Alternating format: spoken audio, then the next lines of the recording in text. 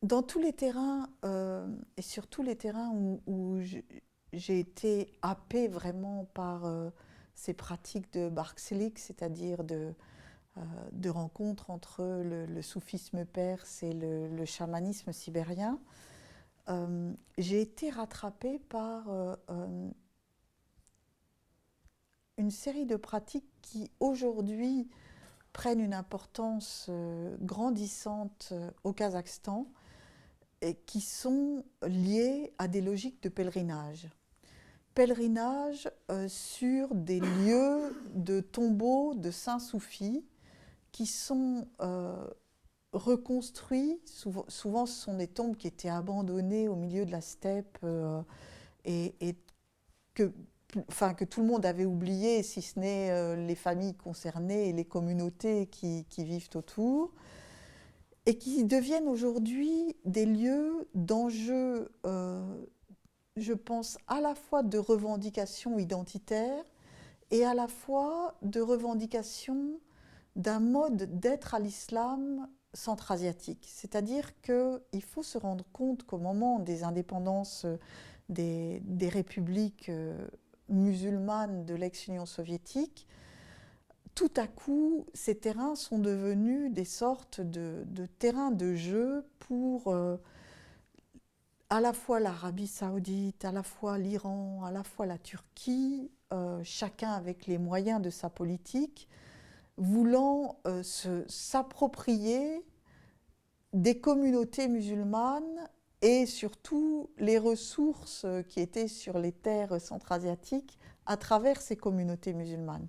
Hein, donc ressources, le Kazakhstan est un pays qui a un sous-sol d'une richesse incroyable où on peut à peu près trouver toutes les ressources de gaz, pétrole, ressources minières en tout genre, uranium bien sûr, ce qui fait que le Kazakhstan est aussi la poubelle nucléaire de l'ex-Union soviétique puisque ils avaient ouvert là des polygones à ciel ouvert où ils ont fait comme les Américains ont fait avec les populations du Nevada, déplacer certaines communautés, pas en déplacer d'autres, et voir quels étaient les effets du nucléaire et des essais nucléaires sur ces populations, avec toutes les conséquences que ça a eu, en ceux y compris les familles avec lesquelles j'ai été étroitement liée et qui ont subi physiquement les conséquences de ces essais nucléaires.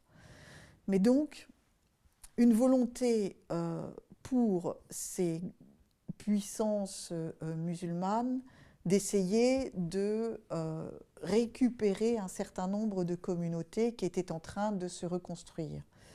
Or, pour ces communautés centra-asiatiques, il était bien clair, et surtout pour les communautés kazakhs que j'ai beaucoup fréquentées, mais aussi j'ai fait un certain nombre de terrains en Ouzbékistan où les situations étaient très semblables dans la vallée du Fergana.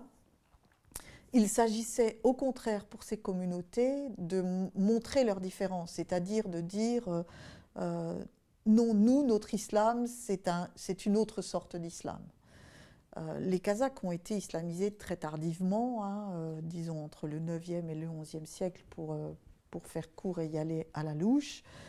Et ils ont construit un mode d'être à l'islam qui leur est vraiment particulier, où les pèlerinages sur les tombeaux de saints font partie de toutes ces pratiques de Barksilik, c'est-à-dire que les Barksiks contemporains qui ont petit à petit reconstruit des communautés de personnes autour d'eux, ont décidé peu à peu de faire avec ces communautés des pèlerinages dans des lieux particuliers. Et notamment, bien sûr, au sud du Kazakhstan, dans la ville de Turkestan et dans les lieux qui sont autour, ville de Turkestan où on trouve le tombeau construit par les Timourides d'ailleurs de Ahmed Yassawi, qui est une grande figure de saint soufi au Kazakhstan.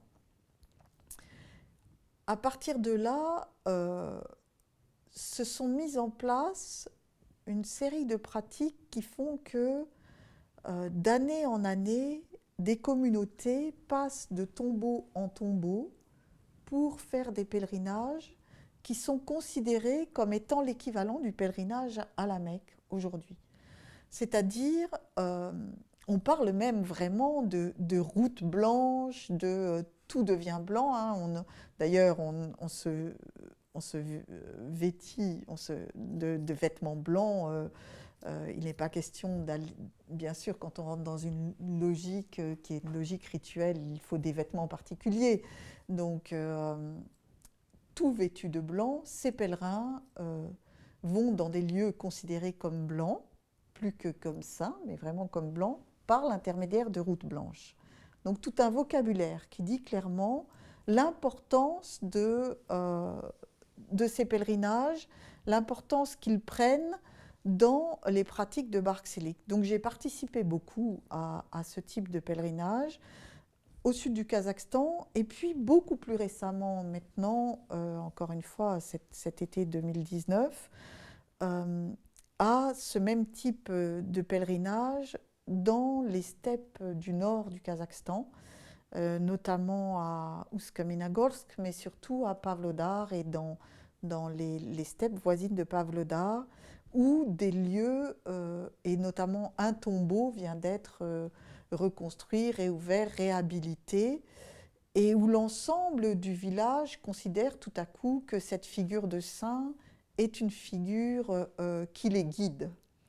C'est très très intéressant de voir cette reconstruction, cette invention d'une tradition, et à la fois le travail de mémoire qui se fait sur ces tombeaux.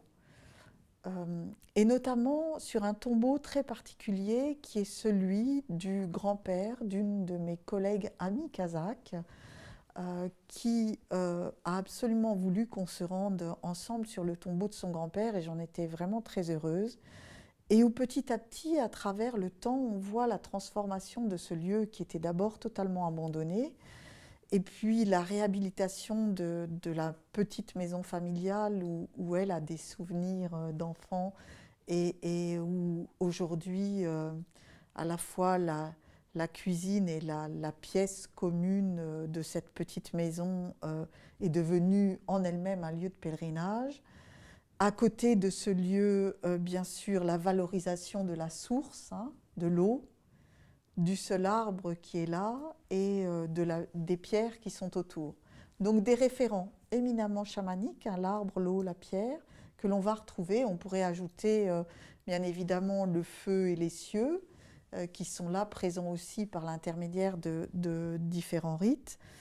Et il n'était pas possible pour cet ami de quitter ce lieu sans avoir fait un sacrifice de mouton pour pouvoir rendre hommage et surtout demander de l'aide et de la protection pour son lignage et tous les descendants. Et donc même très très rapidement entre deux, tout le monde s'est mobilisé, et bien sûr les membres de son lignage qui vivent là et qui ont construit un complexe hôtelier qui aujourd'hui reçoit des pèlerins. Enfin c'est toute une organisation avec une transformation peu à peu de tout l'espace autour de ce tombeau.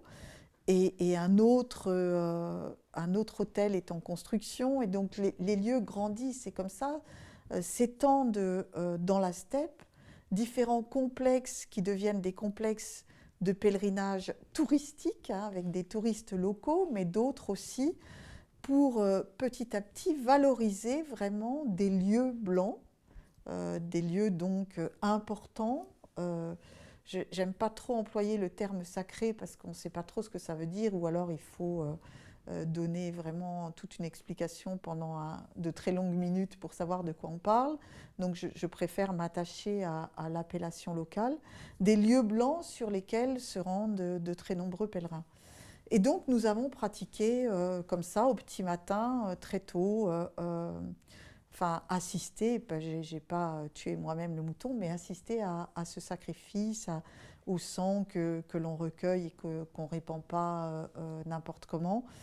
Donc une mise en acte rituelle vraiment qui fait tout à fait partie de la logique et de la théorie du rite-action à laquelle je me suis beaucoup intéressée et qui pour moi fait totalement sens dans la logique rituelle. Finalement, un rite, c'est d'abord et avant tout des personnes qui décident ensemble de poser des actes avec toute une série de gestes et de paroles particulières pour pouvoir avoir en effet mettre en place une logique performative. Hein. Il faut que ce soit efficace, sinon on ne pratique pas un rite. C'est donc l'efficacité symbolique pour moi, c'est un leurre complet, enfin c'est un leurre théorique, c'est pas du tout lié à ce que les personnes pratiquent. On ne va pas se mobiliser pour pratiquer un rite si on croit que ça ne va pas marcher. Ça n'a aucun sens et les gens sont pleins de bon sens. Et le bon sens premier, c'est ok, essayons de transformer la situation par une mise en place rituelle qui va nous permettre de changer quelque chose dans notre quotidien, de se changer soi-même, d'apporter un plus à la communauté qui pratique. Et donc, il s'agissait bien là, lors de ce dernier passage et pèlerinage à un tombeau de Saint-Soufi dans les steppes du nord du Kazakhstan, il s'agissait bien là pour mes collègues, puisqu'on était un groupe de collègues, d'avoir une action vraiment efficace qui était bien sûr la protection de notre voyage, mais aussi toute une série d'adresses et d'injonctions pour que un certain nombre d'entre eux aient des conflits ou des difficultés résolues dans leur propre famille. Ce qui est très intéressant dans ces pratiques de pèlerinage, c'est en permanence, tout le temps, la résurgence, si je puis dire, des référents chamaniques. Donc on pourrait se dire qu'on est dans un univers soufi réapproprié, pas forcément reconstruit, mais en tout cas construit dans une logique du XXIe siècle, dans un groupe social centra-asiatique particulier, et qu'il n'aurait peut-être plus rien à voir avec les vieux référents chamaniques qui disparaîtraient. Mais pas du tout. En fait, comme une pulsation toujours présente, une pulsation vraiment comme un cœur qui bat, le chamanisme réapparaît là où on s'y attend pas forcément. C'est-à-dire, encore une fois, dans ces référents à l'eau, à la pierre, parce que ça, c'est pas tellement soufi, hein, et c'est prendre de l'eau et faire ses ablutions à la manière soufie, mais cette eau, elle est chargée d'autres choses, d'autres présences, bien sûr du maître possesseur des lieux, mais d'autres présences aussi, et chacun remplit des bouteilles qu'il va ramener chez lui. De la même manière, on suspend un morceau de son vêtement à l'arbre qui devient un arbre à souhait et qui est un marqueur d'espace évidemment majeur dans ces milieux. De la même manière, on empile des pierres ou on les réagence. Et tout ça n'a rien à voir avec le soufisme en tant que tel. Tout ça a bien à voir avec d'autres pratiques antérieures au soufisme et qui sont vraiment pour les personnes contemporaines totalement concomitantes et font partie d'un même univers de sens. Ces pèlerinages m'ont conduit à, comme je le disais dans d'autres circonstances, à accepter des positions qui parfois étaient un peu étranges pour moi. Par exemple, lors d'un pèlerinage, de la participation à un pèlerinage tout près de la ville de Turkestan, dans le sud du Kazakhstan, et plus précisément autour du village de Karnak, j'ai été amenée à accepter le fait qu'on me donne une identité de musulmane. Alors ça peut évidemment poser des problèmes, mais l'idée était de m'inclure dans le groupe de pèlerins, en fait. Et le gardien du puits où on devait puiser pour savoir si oui ou non on avait beaucoup pêché ou pas trop pêché, c'est-à-dire il faut puiser et remonter de l'eau. Et cette eau est considérée comme une eau bénite puisqu'elle a finalement, elle est le lieu qui permet à ce puits d'être d'une manière ou d'une autre relié à la Mecque et relié à un autre lieu blanc qui est bien sûr loin, mais qui, encore une fois, en réseau et par des marqueurs d'espace, permet de dire à ces musulmans centra-asiatiques que même s'ils sont différents, ils ne sont pas isolés des grands lieux de l'islam. Hein. Donc ce n'est pas l'idée d'une appartenance à la communauté musulmane, mais plutôt l'idée d'une appartenance à des référents qui sont géographiquement et historiquement situés, vraiment. Et donc voilà, il faut puiser, mon tour arrive, je suis dans le groupe de pèlerins, et le gardien me dit « Mais toi, tu ne peux pas puiser, tu n'es pas musulmane ». Et les autres lui disent « Mais tu rigoles, elle est avec nous depuis, on la connaît depuis très longtemps, laisse-la puiser ». Et alors il est pris là dans un conflit de loyauté, le pauvre, entre ce qu'il est censé faire là en tant que gardien du puits, et puis ce groupe à qui il accorde évidemment sa confiance, mais il est piégé. Et ça, c'est l'intelligence de la pratique rituelle extraordinaire, l'invention du moment. Il me dit, très bien, tu peux puiser, mais avant ça, tu cries dans le puits Allah. C'est-à-dire, par là même, par cette parole que tu prononces, tu deviens musulmane instantanément et tout le monde est content. Ça marche, quoi.